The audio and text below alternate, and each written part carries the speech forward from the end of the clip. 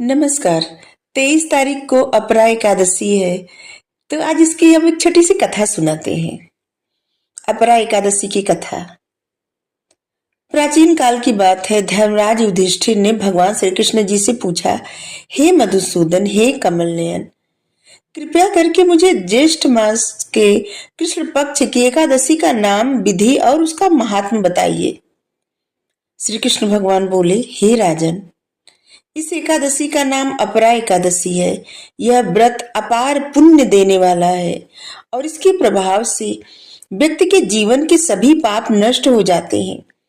इसे करने वाला व्यक्ति न केवल सांसारिक सुख प्राप्त करता है बल्कि मोक्ष भी प्राप्त करता है। भगवान ने कहा, जो मनुष्य इस एकादशी का व्रत करता है वह ब्राह्मण हत्या, गौ हत्या, भ्रूण हत्या और अन्य महापापों से भी मुक्त हो जाता है। इस व्रत का पुण्य गंगा स्नान, काशी में मृत्यु, गया में पिंडदान, सूर्य ग्रहण में कुरुक्षेत्र स्नान के बराबर होता है। इसके बारे में पुराणों में कथा आती है। एक बार महिष्मती नगर में एक राजा राज्य करता था जिसका नाम था महिध्वज। वह अत्यंत धर्मात्मा और प्रजा का रक्षक था। उसका छोटा भाई वज्रध्वज उससे बहुत ईर्ष्या करता था। एक दिन उसने धोखे से अपने भाई की हत्या कर दी और उसे जंगल में एक पीपल के पेड़ के नीचे गाड़ दिया। राजा महिध्वज को की आत्मा उस स्थान पर प्रेत बनकर भटकने लगी।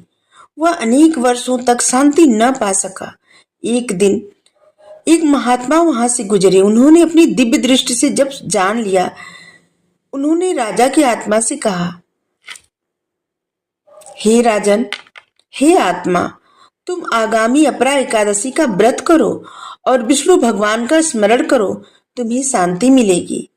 महात्मा ने स्वयं उसकी ओर से व्रत किया, दान दिया और भगवान विष्णु से प्रार्थना की। एकादशी के प्रभाव से राजा की आत्मा को प्रेत योनि से मुक्ति मिल गई।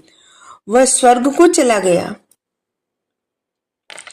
अपरा एकादशी जो लोग करते हैं, जो लोग ये व्रत रखते हैं, उनको पापों से मुक्ति मिलती है, वाणी और मन की शुद्धि होती है, पितृदोष नाश होता है, नौकरी, व्यापार, कोर्ट कचहरी इन समस्याओं से भी छुटकारा मिलता है और कहा जाता है मोक्ष भी प्राप्त होता है। एकादशी के दिन ब्रह्म मुहूर्त में उठ करके स्नान करें, व्रत का संकल्प लें, विष्णु भगवान की पूजा करें, पीले फूल, तुलसी, धूप, दीप और नैवेद्य से